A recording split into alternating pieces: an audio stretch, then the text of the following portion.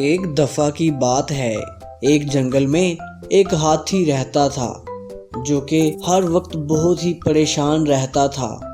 सभी जानवर उसको देखकर ये अंदाज़ा लगा लेते थे कि ये बहुत परेशान है, क्योंकि वो ना तो किसी से बात करता, बस एक ही जगह पड़ा रहता। फिर सभी जानवर एक दिन जमा हुए और उन्होंने फैसला किया कि हाथी हमारे साथ अब नहीं आता। पहले तो खेलता था, हमारे साथ ही रहता था, लेकिन अब वो हमेशा ही उदास रहने लगता है। उसकी क्या वजह होगी? गाय बोली, भाइयों, हाथी हमारे साथ कितना खुश था, लेकिन अचानक से उसे क्या हो गया?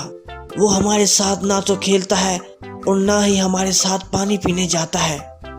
हमें ये पता लगाना होगा कि आखिर हाथी के दिल में क्या चल रहा है, वो इतना उदास क्यों रहता है। उनमें से एक चीता बोला, हाँ बहना, तुम ठीक कहती हो। हमें पता चलाना होगा कि आखिर हाथी के दिल में क्या चल रहा है। पहले तो वो हमारे साथ खेलता था, अब तो बस एक ही जगह पड़ा रहता है। हमें ये मालूम करना होगा कि हाथी आखिर क्या चाहता है। मेरे पास एक आइडिया है। हमें हाथी पर नज़र रखनी होगी कि उसे कोई तंग तो नहीं कर रहा या उसे कोई और मसला है। हमें हाथी को देखना होगा और इसके लिए हम आज हाथी को छुप कर देखेंगे।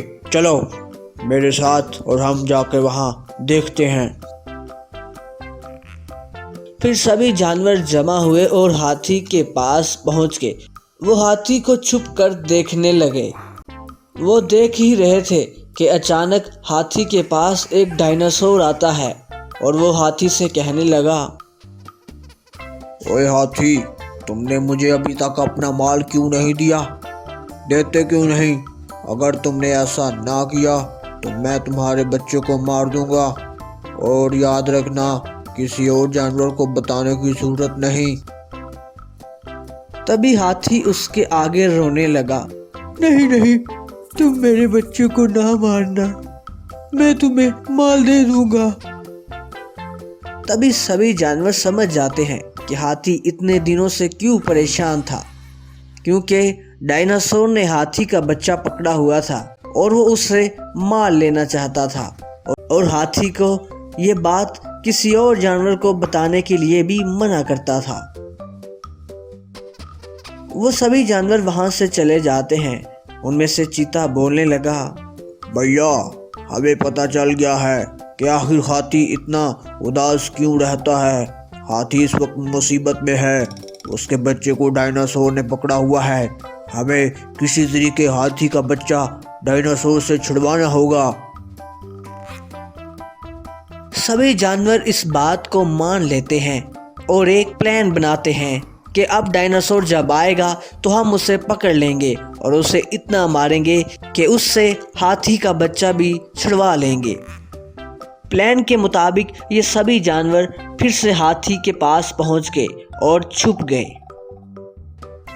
वह देखते हैं कि डायनासोर वहां से आ रहा था।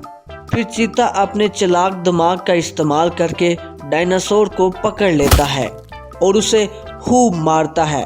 डायनासोर भी बता देता है कि उसने हाथी के बच्चे को कहाँ रखा है। चीता भाई, मेरी जान छोड़ दो, मेरी जान छोड़ दो। हाथी का बच्चा वहाँ दूर एक नदी के पास है। जाओ जाओ, मैंने हाथी के बच्चे को अभी तक कुछ नहीं किया। मैं तो इसे मार लेना चाहता था। मुझे माफ कर दो, मुझे माफ कर दो। लेकिन अब हाथी को भी बहुत ज्यादा गुस्सा आया हुआ था। उसने भी डायनासोर को बहुत मारा। सभी जानवरों ने डायनासोर की अच्छी धुलाई की। धुलाई होते ही सभी जानवर अब हाथी के बच्चे को लेने के लिए नदी के पास पहुंचे। वहां उनको हाथी का बच्चा मिल जाता है, जिसे देखकर हाथी बहुत ज़्यादा खुश होता है और अपने दोस्तों का शुक्रिया करता है। उन जानवरों में चीता बोलता है, हाथी भाई, अगर कभी भी मुसीबत हो तो मुझे बताया करो। मेरे पास सभी इलाज होते हैं। तुम वैसे ही इतने दिन से परेशान थे, तुम अगर मुझे पहले बताते, मैं उसका ऐसा हासिल करता कि वो आज के बाद ऐसी कभी हरकत न करता। तुम अगर पहले बताते तो ये नौबत ही ना आती। चलो खैर, अब कोई बात नहीं।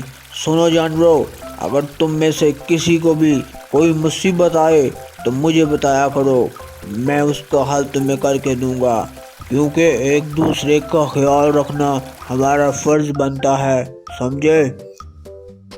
सभी जानवर शेर की इस बात से बहुत खुश होते हैं और मज़े से ज़िंदगी गुजारने लगे।